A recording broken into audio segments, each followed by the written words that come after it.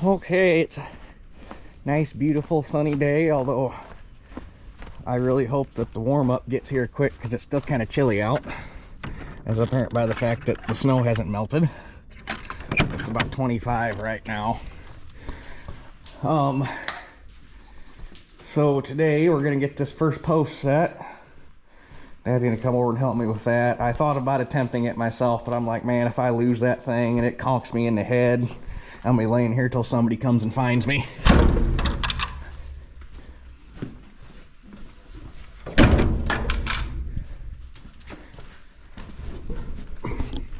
I need to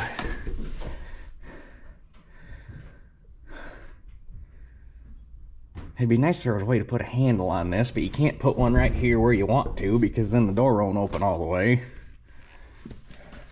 Really, if there was just like a peg right here you could grab onto. Ah well. Details. First we gotta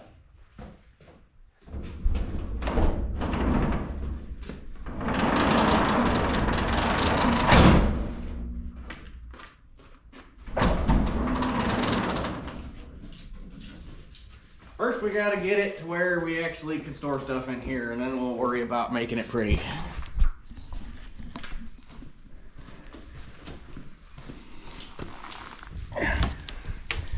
So Dad, normally he runs to the bank Saturday morning. I don't know if he was gonna wait and come here first, or if we gotta wait for him to get back from the bank. But he was gonna bring the hammer drill so we could punch the holes in the concrete. And I got, where did I put them? I got bolts and washers and nuts to put the strap around the top. While I'm waiting, I need to, we can shut these lights off now. Really didn't need them to begin with. Need to get the staples out of, because one of these wires is dead. I completely unhooked it, and I think it's that one. Is it that one? That one goes in there. The one of the milk house is dead. So yeah, that wire I can just cut and get it out of the way. This wire's not doing anything. This wire feeding the lights on this half, and that wire's feeding the lights on that half. So this guy I can just cut. So I'm gonna go grab me some tools, and we will start there. We'll start here.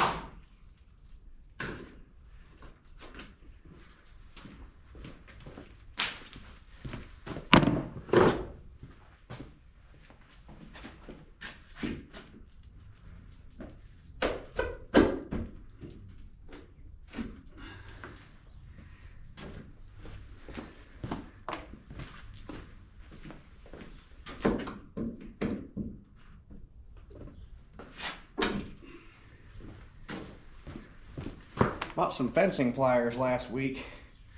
They make this a lot easier.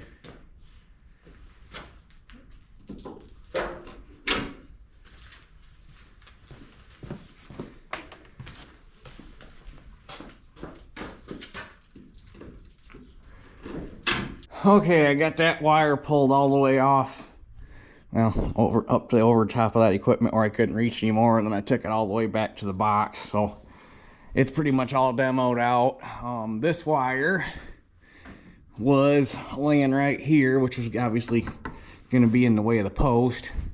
So I pulled a couple staples out of that to get it up over here out of the way. And since the goal here sometime in the near future is to just replace all of this old cloth braid wiring and get rid of the incandescent style bulbs and put in shop lights and redo all this wiring anyway, I figured there wasn't no sense in driving more staples in than I needed to, so I just zip tied it up to the other wire for now. It'll do the job. So I gotta get a grinder and touch up where I sawed off those tongues, and I take the leaf blower and blow the hole out, get all that crap out of there, and at that point should just be waiting on Dad to help me push that thing up in there.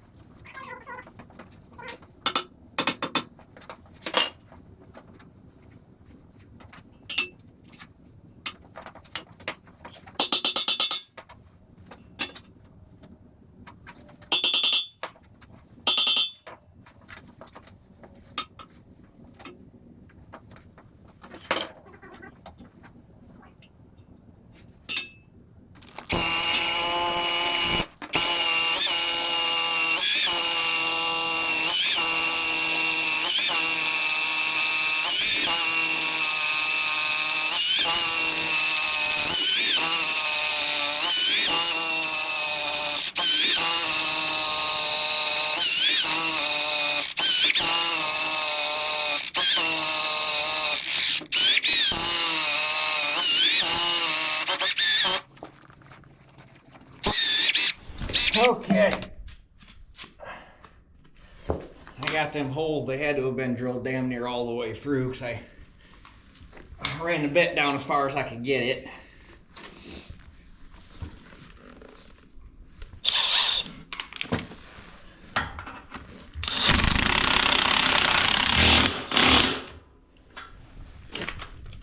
I like it when they don't fight.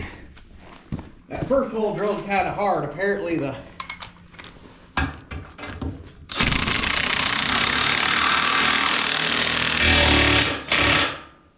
batteries for the hammer drill were cold, and I played hell getting it to work. And the other three went fine. Apparently that first hole put enough heat in it.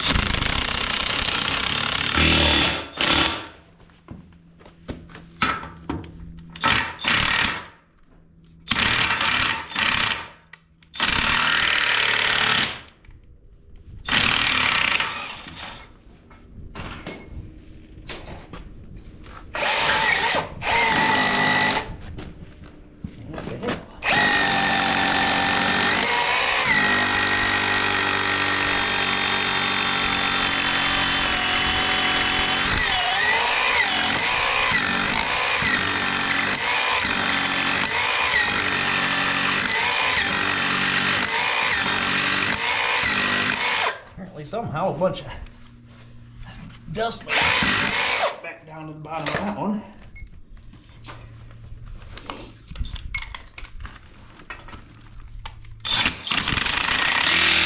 There we go.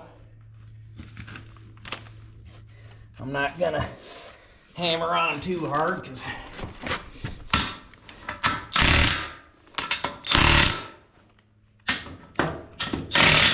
the bad part about concrete is you only get one shot. It ain't like steel. So if they're tight, they're tight. Okay, now before I tighten up the draw bolts on top, while I still got a little bit of play in it, the jack posts are gonna go away. So I gotta get enough, well, I already got enough pressure off that I can just turn the screw in.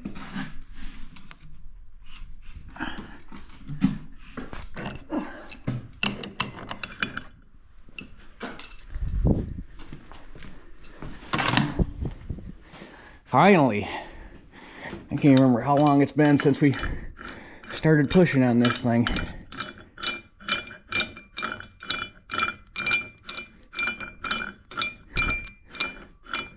They left their permanent mark, evidence of what we done here.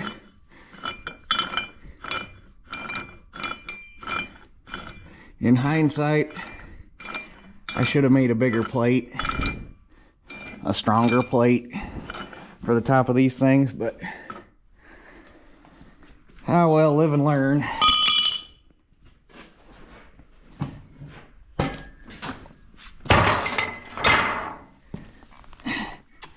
You like to think a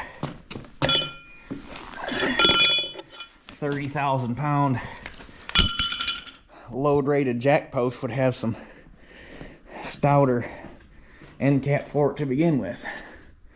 So there's that one. Now we got to do that one. Okay, boys and girls, here's a money shot other than Teeter walking up the stairs backwards again. We'll get the full weight of the full weight of this half the barn sitting on it.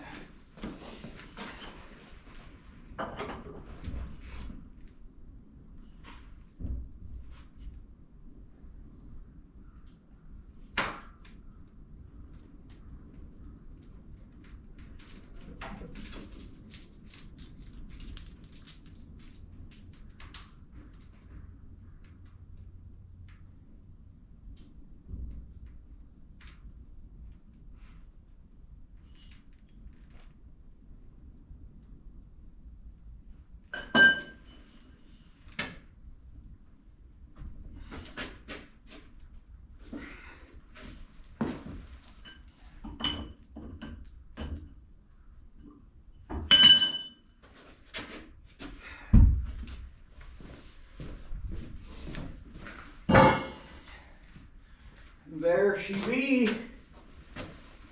I tell you what, the sound of that wood crackling as everything's starting to bear weight, that is the worst sound in the world when you're standing underneath all this. That makes you your toes curl in your boots a little bit. All right, I got the first little bit of, actually I shouldn't say a little bit, I actually did a lot of lifting on this side. I actually had to make myself stop. It was moving so easy. I was like, oh, come on, we can get a little bit more out of it. We can get a little bit more out of it. And next thing I know, I had it picked up 5/8 of an inch. I was like, we got to stop. Too much, too fast. I could damn near, if I had a bigger wrench, I could probably damn near pick this side of the barn up, just unscrewing or just screwing the jack post. It moves that much easier than that side. This post, or the old trusty jack post that was here that I thought was cemented into the floor, nah, it was just sitting on top of the concrete without a foot plate. How it didn't like wad the end, well, it was like it couldn't have been supporting a whole lot of weight, because otherwise that thing would have crinkled up, because there's not a lot left.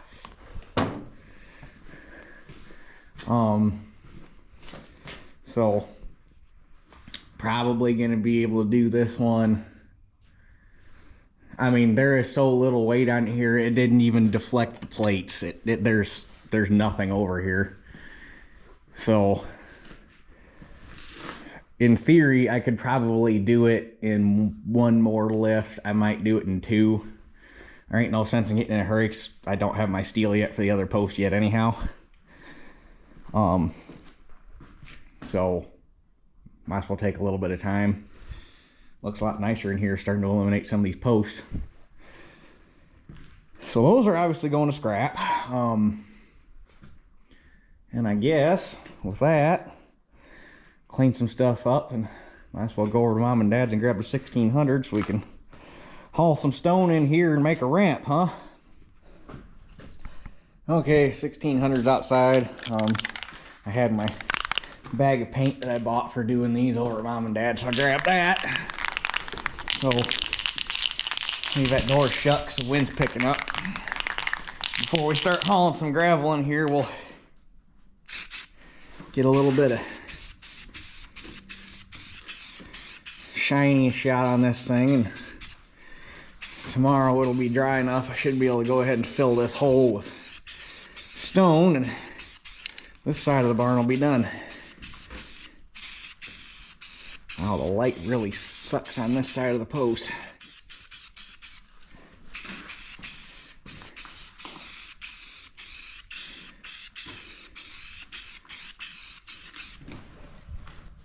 Okay, primer dried up enough while I was eating lunch. I got my first coat of white shot on. So, let that sit for about an hour and shoot the second coat on, and should be good. So with that, let's haul some stone over here and fill this big gaping hole that I'm tired of looking at. Start to make this look like something. Probably just gonna do one bucket full at a time and smooth it out. That way I don't end up with a big pile that's hard to handle.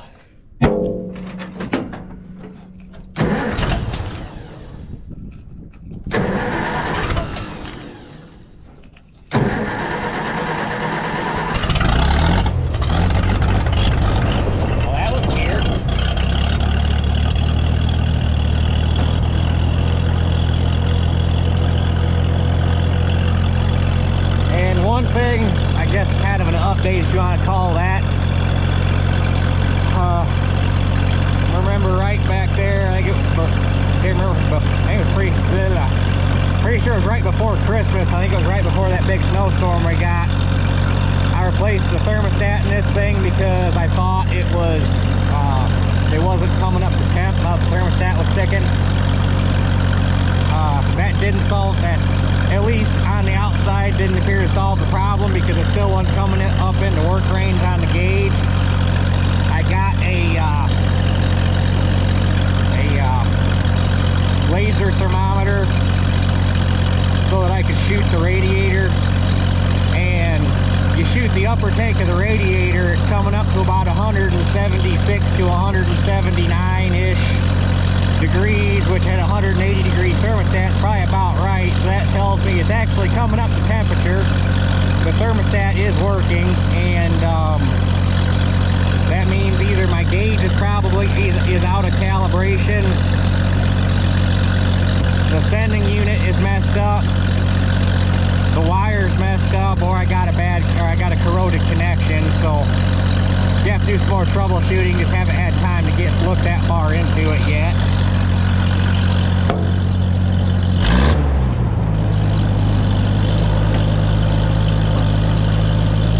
Plug wire getting a little funky too.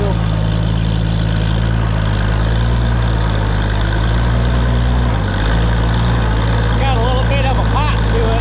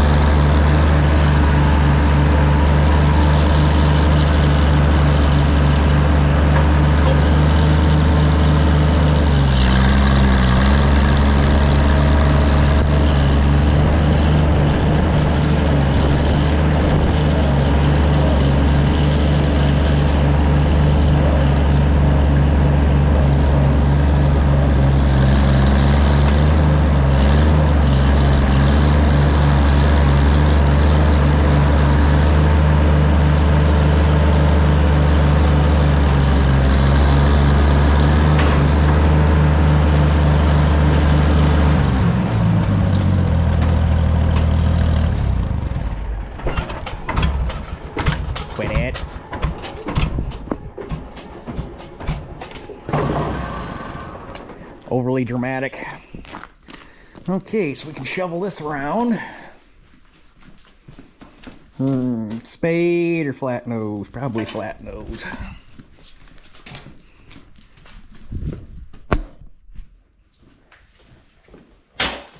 Oh, that's really frozen.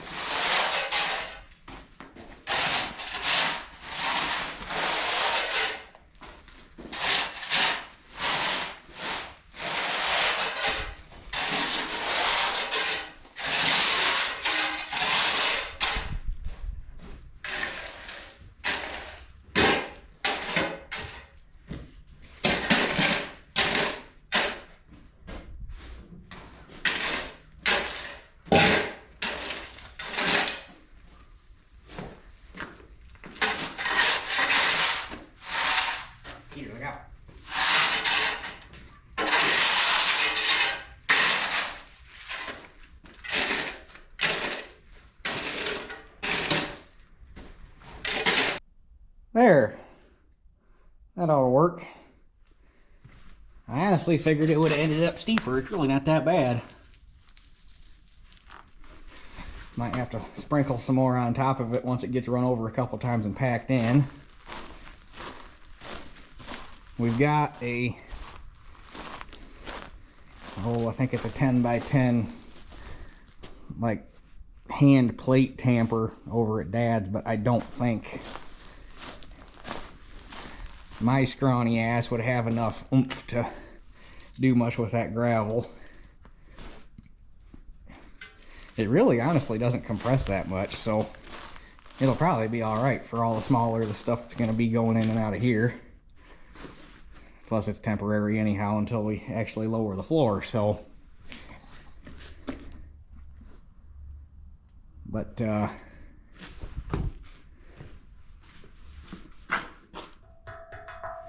that's tacked up, so I guess I could spray another coat of paint real quick. That's gonna be real nice, Clark.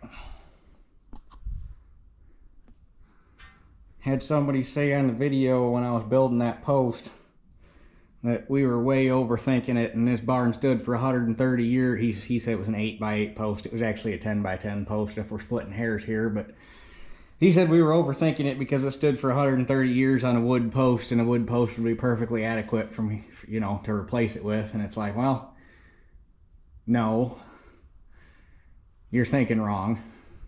So you're not thinking at all.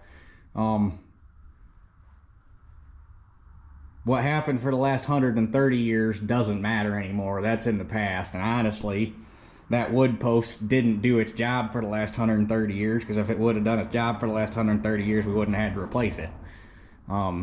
It let the barn sag. The bottom was rotting off of it. The footer that it was sitting on was junk.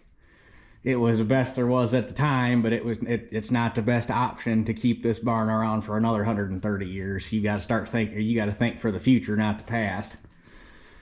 And the thing about these old bank barns like this, or really any barn that's built on a stone foundation, whether it be a bank barn or just a raised foundation 2-story barn, which you don't see around here. Those are more out west where they don't have the hills. But the two things that go on these barns that let the barns go to shit are the foundations and the roofs. You keep a good foundation under it, and don't let the barn start sagging, and you keep a good roof on it, and don't let the barn itself start rotting underneath the roof. Everything else is easy. It's just a matter of either keeping good siding on it or keeping the barn painted to keep the wood protected. So, is it overkill compared to what was here when the barn was built? Yes. Is it overkill to try to keep this barn around for another 2, 3, 4, however many generations? Honestly, probably could have threw more iron at it if we wanted to. So, no, that post is not overthought. It's definitely overbuilt, but it's overbuilt for a reason. It's because we want this barn around. I hope this barn is still around when they lay me in the ground and throw 6 foot of dirt over top of me. That's my plan. I want to leave it in better shape than the way I got it. So that's why that post is as stout as it is. And that's why the post over here is going to be that stout. So I think we might go ahead and call this video here for the day. Like I say, tomorrow, really the only barn work we're going to do is that paint should be dry enough to throw rock in that hole and fill it up. And I think tomorrow we might actually try to start doing some organizing down here and possibly get some equipment put in here, because really I can start using this half of the barn. We just need the room over there to set that last post. Also, while I'm down here, these Firestone 18-4-16 ones, Firestone Turf and Fields, tread on them's really good. There's a little bit of splitting in the sidewall around And it's not even really around the Firestone. It's mostly here where the turf and field is, but there's no checking in the tread. The rims are good. As far as I know, they're still holding air. And then these 14.926s, the old tires off the 525, they are mismatched, but they are both 45-degree tread. This one is a Goodyear Diamond Side, and I think this one's a BF Goodrich, or is it? Nope, that's a Firestone. So one Goodyear, one Firestone. They got probably 50% or better tread on them. The sidewalls leave a little bit to be desired, but tires and rims both. And then this one really nice original BFG Silvertown 18426. The beads are good, the tread's good, the sidewalls are good. We were keeping it for a spare for the 7300 if we ever needed it, and the 7300 has new tires on it now, so I don't really need to keep a spare around in theory, and I'm tired of moving it. So I had these things listed for sale. I've had to, naturally, like most Facebook Marketplace transactions, you have a lot of people calling asking a bunch of stupid questions, and nobody's ever actually interested in the tires. So if there's anybody within reasonable driving distance that, I mean, I don't have time to deliver them, you have to come get them, but I think I had that lone tire listed for 25 bucks. I think I had 75 bucks on the 525 tires and rims, which the rims are probably worth 75 bucks, and the tires are usable. It's a set of used tires. You don't know what you'd expect to get for 75 bucks. And then I got the turf and fields. They're on 8-bolt, 6-inch pilot, 8 on 8 bolt pattern. They came off of a New Holland compact. Don't ask me what model. Dad bought them on Craigslist way back when we were building the grain cart, because that was the original set of tires for the grain cart, and then we found out they were too short, so we used them for basically one season on the cart and then took them off and never had them on anything again. But it seems like Dad gave 250 bucks for them, and between the rims and the fact that the tires are basically full tread, I mean, I had them listed for 250 bucks. I think they're well worth that for the condition they're in. And the fact that you can't even get them anymore. Firestone, they offer a turf and field, but it's a low profile for, I can't remember what size rim. I'm keeping these for possible potential spare steers for the 70, for the 8700. Had a brain fart there for a minute. So I'm keeping the Chevron tread, but those two sets of tires and that single one, 25 bucks, 75 bucks, 250 bucks. If there's anybody interested, I'll put my email down in the description. You see what they are. If you're interested, if you're seriously interested, let me know. If not, I'm tired of dealing with tire kickers, no pun intended. Either take them or don't. I want them out of the barn so I have the floor space freed up. So if anybody is interested in any of them, shoot me an email and we'll work something out. So yeah. So hopefully get them out of here. I'd like to get this. I don't know if I'm gonna be able to manage it or not. I'd really like to get it down in the basement of the house for now for safekeeping. Just because I don't trust anywhere that I have to put it. Either gonna have a leaky roof or gonna have equipment moving in and out of it, and I really don't want it near equipment. So I hope to get that in the house. This bench is gonna get out of here. Basically all this crap's gonna not be here anymore. And like I say, I'm hoping to get, I gotta go over to Shelly's mom's this afternoon, because Shelly said she's got some pallet, well, it's not even technically pallet racking, it's heavy duty shelving like what I got in here to put along this wall to stack some of these pipe mounted implements on and kind of consolidate this row. And gotta get some other stuff out of here. So yeah, so like I say, I think I'm just gonna go ahead and call this video here, and I will get on with the rest of my afternoon, which is just gonna be piddling around and not worth videoing. So with that being said, that's it for this one, and we'll catch you guys tomorrow, which, well, I'm not gonna spoil it. Gonna do something with the track, or gonna actually do a little field work tomorrow, so stay tuned. Okay, real quick. I can't get to 1600 in the other barn with the excavator in there and the crumper and everything I got over in the big barn. And I didn't want to leave it sitting out, and I was like, you know, the garage doors at Mom and Dad's are 8 foot, and it fits through those. That door's 8 foot. Why wouldn't it fit through that? So the caveat is, when you back through, you do got to make sure that the exhaust ends up between 2 floor joists, because it won't fit underneath the floor joist, but it does fit. Just like the U.S. Postal Service, if it fits, it ships for a low flat rate. That's it for this one. We'll catch you guys on the next one.